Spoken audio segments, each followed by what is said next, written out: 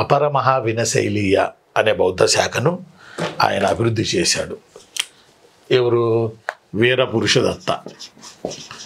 వీరపురుషదత్తుడు అపర, నోట్ చేసుకోండి, మహా విన శైలియ, అపరమహా వినశైలియ అని ఈ బుద్ధిజం సెక్ట్ని మహాయాన బౌద్ధంలో ఇదొక భాగం. మహాయాన బౌద్ధంలో ఇదొక శాఖ. అపరమహా వినశైలియ అనే శాఖను వీరపురుషదత్తుడు అభివృద్ధి చేశాడు. పర్టికులర్గా in the place of Nagarjuna కొండ, మనకు తెలిసిన విషయమే. అయితే ఇక్కడ ఇంకొక పాయింట్ లేకపోలేదు.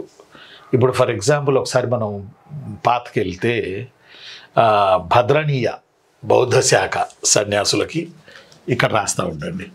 భద్రణీయ బౌద్ధ శాఖ సన్యాసులకి నాసిక్ గుహల్ని గౌతమి బాలశ్రీ బౌద్ధ భిక్షులకి ఇప్పించింది భద్రణీయ బౌద్ధ శాఖ. అపరమహా వినశైలియ వీరపురుషదత్తుడు. ఆ తర్వాత బుద్ధిజంలో, ఇక్ష్వాకులకు చెందిన బుద్ధిజంలో ఈయన బిడ్డే, ఎవరి బిడ్డే? వీరపురుషదత్తుడి కుమార్తె కొండబలిశ్రీ. ఈమె మహిషా శకులు.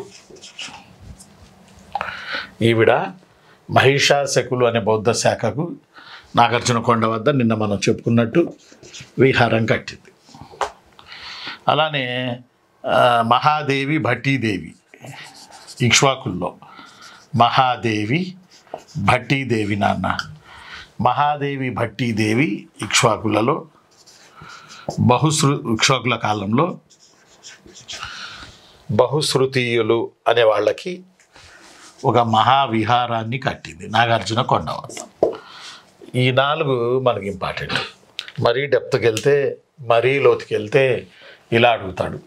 వీరపురుషదత్తుడు అపరమహా వినశైలియ భద్రణీయ బౌద్ధ శాఖ భిక్షువులకి నాసిక్ గుహల్ని గౌతమి బాలశ్రీ ఇప్పించింది కుమారుడు గౌతమిపుత్ర శాతకర్ణి ఇవ్వడం వల్ల.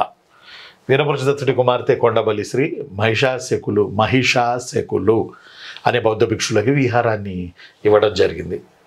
కొండబలిశ్రీ వీరపురుషదత్తుడి కుమార్తె. మహాదేవి భట్టీదేవి వీరపురుషదత్తుడి 5 భార్యల్లో ఒక ఆవిడ.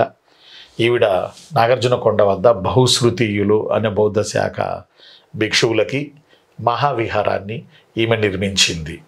కాబట్టి అపరమహా వినశైలియ, భద్రణీయ, మహిషాశక, బహుశ్రుతీయ, ఇంకా చాలా ఉన్నాయి. చైత్యకవాదం అని, అదని, ఇది మహాసాంఘిక అని. బట్ ఇవి మనకు అంది వచ్చిన ఇంపార్టెంట్ ముఖ్యమైన 4 పాయింట్లు.